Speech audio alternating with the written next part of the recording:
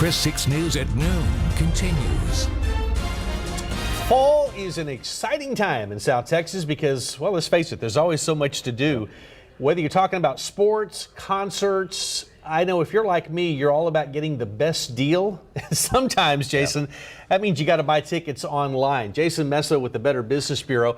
Why is there a risk associated with that? Sure, we all want that good deal. What are you sacrificing to get the deal? Many times we find someone online trying to get rid of tickets at the last minute. We see scalpers, we see licensed, verified resellers, and then we see the venues themselves. So many times it's hard to decipher who you're really buying from.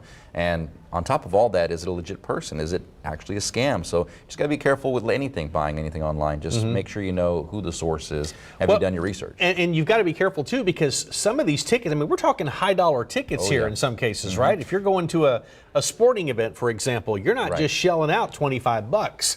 No, unfortunately, no. And many times also the same with every major concert that comes to the Coastal Bend. We see this every time. Scammers will pop up trying to tout fake, legitimate tickets when they're actually fake. So every major event, sporting or concert-wise, we'll see this come up. All right, well, let's talk about some ways to protect yourself from getting caught in a ticket scam.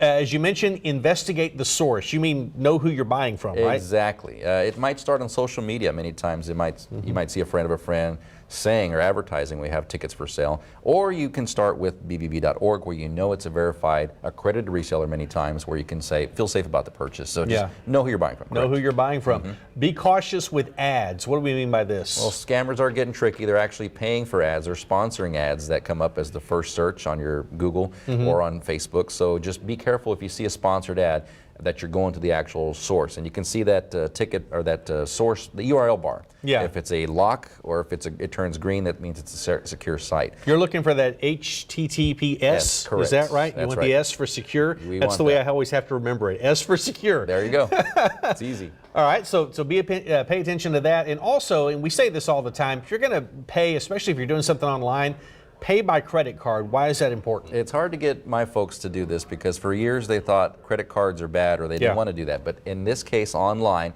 you have more protection, more advantages. If you do make a purchase online, you can dispute the charge legally within 2 months, and if it's over $50. So again, you're playing with you're buying with credit cards companies' money. They don't want to get into a bind either, so they will freeze or they'll hold or dispute the charges. So that kind of brings them into being responsible for making this thing work, right? Correct. All right, well, that's good stuff. Hey, we've got all of this stuff on our website, christv.com. If you'll go there and take a look, you'll find these and other tips, and you'll find links to the BBB websites that Jason mentioned here just a moment ago. So go ahead and check that out. Jason, good to see you, man. Thank you, Mike. Thanks. Sure.